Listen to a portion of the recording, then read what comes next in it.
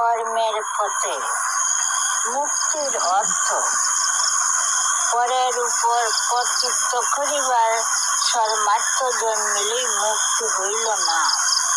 নিজের শত প্রকারের নীচতা, সহস্র প্রকারের দুর্বলতা, লক্ষ প্রকারের উচ্ছৃঙ্খলতার উপর যেদিন প্রভুত্ব বিস্তার করিতে পারিবে, সেই দিনই মুক্তি আসিবে।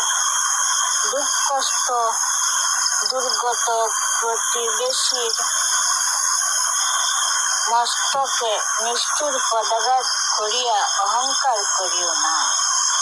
জননীর জাতিকে শত লাঞ্ছনা নিপীড়িত করিয়া মুক্তির ধম্ব রাখিও না। যদি মুক্ত হইতে চাও, পতিতকে টানিয়া তুলো, ঘুমন্তকে জাগাইয়া দাও, অলসকে কর্মমন্ত্রে দীক্ষিত করো। নিজের প্রাণের মুক্ত বাঁশরীর রব নির্বিচারে নিঃসংকোচে প্রাণে প্রাণে ঢালিয়া দাও। কাহাকেও বাদ না দিয়া, কাহাকেও বঞ্চিত না করিয়া যেদিন মুক্তি আসিবে, সেই দিনই মুক্তি তাহার স্বরূপে আসিবে।